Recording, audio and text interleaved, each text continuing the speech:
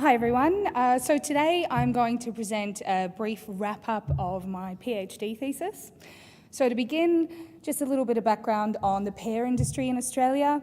So the pear industry is valued at $125 million in 2014 to 15. And as you can see there from that pear chart, the majority of pears in Australia are produced in Victoria. And in a worldwide context, European pear production has kind of remained the same for the last 20 years or so, but Asian pear production has been on the rise.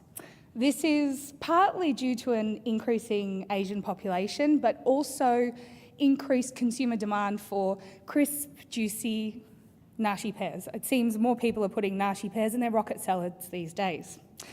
But the thing about the pears in Australia is that they're sprayed 14 to 20 times a year with different fungicides. And most of these pears that we produce go fresh to our market, but about 4% of them are exported to the European market. And the European market has quite strict regulations on the maximum residue levels of chemicals that are left on the surfaces of fruit. So it's really important that we are careful about how much we spray our pears. And the reason why we spray our pears so much is to protect them from one of the major fungal diseases of pears, which is pear scab disease. Now, European pear scab disease is found on European pears wherever European pears are grown, where Asian pear scab disease is only found in Asia and currently not present in Australia, which means it's a great place to grow nashi. These diseases are caused by two different species of the Venturiea fungus. So Venturiea perenna causes scab disease on European pears only, where Venturiea nascicola causes scab disease on Asian pears. Now, within these pathosystems, there exist cultivars that have single resistance genes that confer resistance against one or the other fungi. And we know that there's another layer of resistance that hasn't quite been exploited yet, but that is that Venturiea perenna is unable to infect the Asian pears and Venturiea nascicola is unable to infect the European pears. And this is regarded as non-host resistance. We know that those single genes that have been deployed in those single R gene cultivars are quite vulnerable once deployed out into the field. And that's because at the end of every growing season, the fungi are having fungal sex and recombining and are evolving and overcoming these single resistance genes. But we know that non-host resistance is likely governed by multiple genes and therefore likely durable for disease resistance. What's even more exciting is that for a long time now, a few pear breeding programs have been exploiting the fact that you can cross the European pears with the Asian pears. And so there's been a lot of development of these interspecific Eurasian pears, and it's been quite a big focus of plant and food researchers' pear breeding program. And at first, most of them are largely resistant to both fungi. But when you start back crossing with either the European pear or the Asian pear, you start to get a breakdown of this resistance. And this breakdown of the resistance means that plant pathologists such as myself can start inoculating all these different Eurasian pears to see how exactly the resistance is breaking down. And then that will help us understand that multi-gene resistance and how we may be able to exploit it. So my project focused on the detection and prevention of pear scab disease, and currently the detection methods are quite difficult for pear scab disease because usually you might look at the morphology of the fungi. In this image here, I think that's a little bit misleading, but it looks like Venturiea nascicola spores or conidia are different from Venturiea perenna spores. However, it's not significantly different. You can see a few of those Venturiea nascicola spores are a bit pointy like the perenna ones. And as for prevention, we know that pears currently display varying degrees of resistance and susceptibility, but we don't know the basis of those interactions. And we know that while it's poorly understood, non-host resistance could be pretty good for durable disease resistance breeding. So my aims were to identify species-specific targets to help develop robust targets for diagnostics. And to do that, as Brendan very nicely explained earlier, we would use comparative genomics to see, what's out there, what are the species-specific gene targets. And what's fortunate is that in plant pathogenic fungi, most of the species-specific genes are effectors, because these effectors govern host specificity. These effectors are very important for the interaction between plants and their pathogens. They play a bit of a dual role. They enable infection, but they are also specifically recognised by these R genes that are bred into cultivars and then deployed into the field. So by finding species-specific genes for a diagnostic target, we're also providing information into the durable disease resistance breeding. But to understand a little bit more about how these Eurasian cultivars are resistant to the fungus, we needed to characterise what the resistance looked like microscopically and also molecularly. So this is just an image here of one type of resistance response where the pathogen, a spore, has landed on the leaf surface. It didn't land on there, I painted it on there.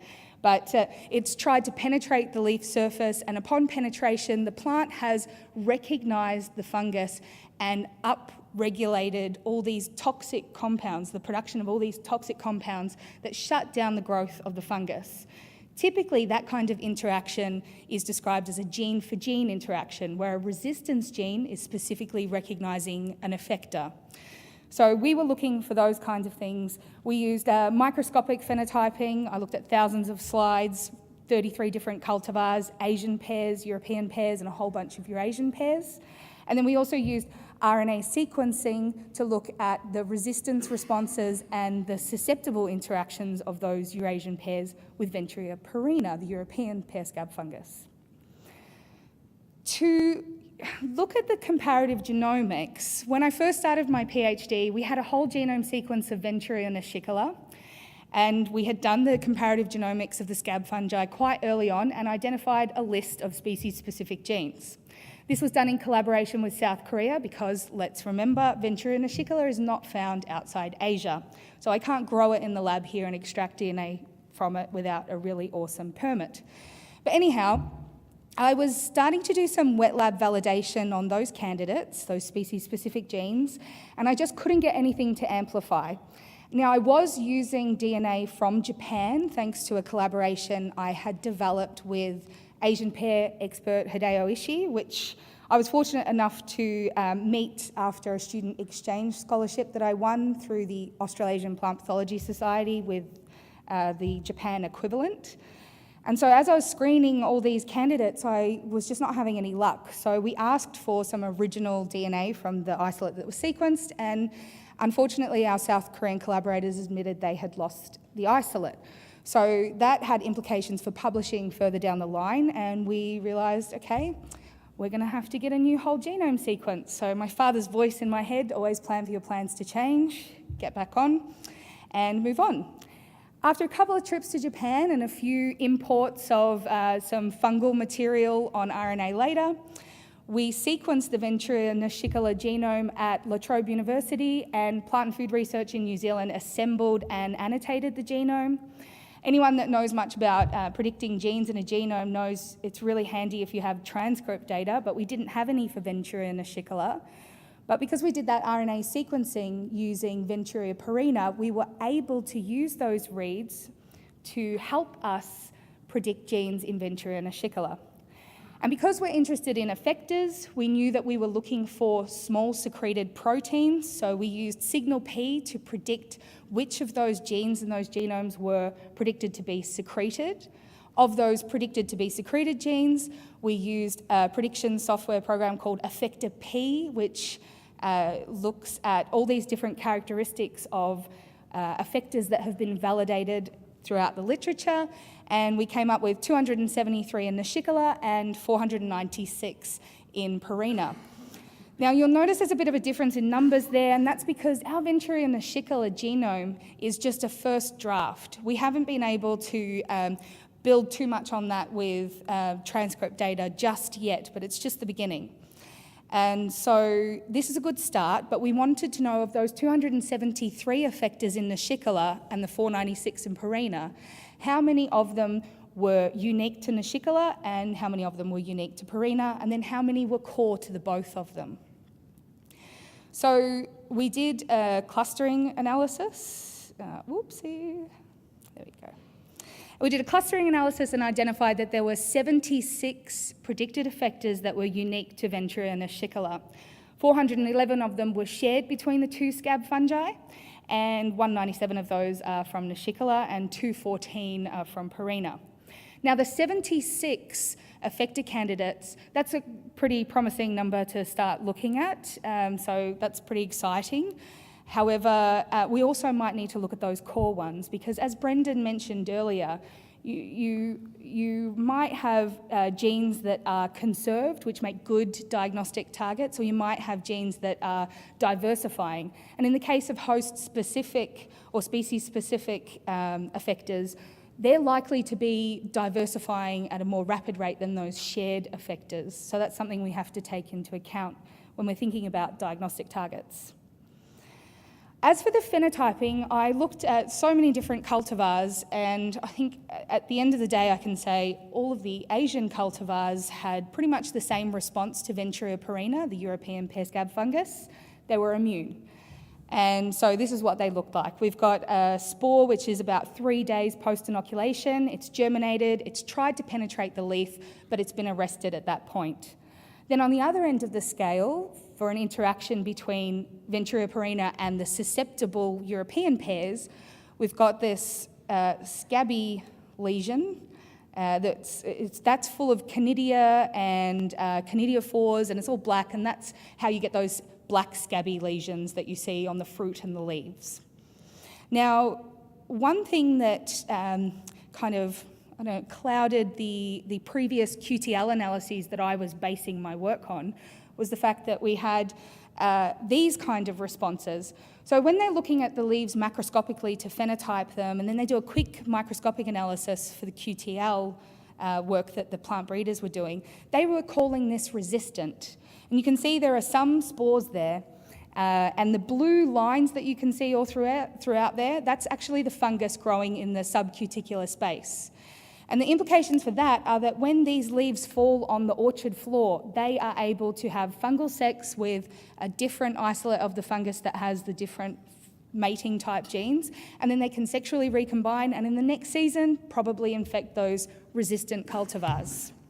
It's also having a big energy cost on the plant because the plant can't photosynthesize properly.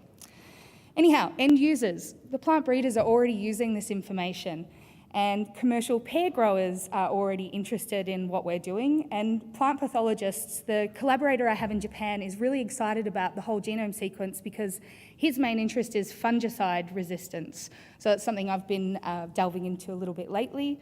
And we've also got quarantine services. Once we come up with a good diagnostic target, that's going to improve the quarantine protocol for Ventura and Nashikala.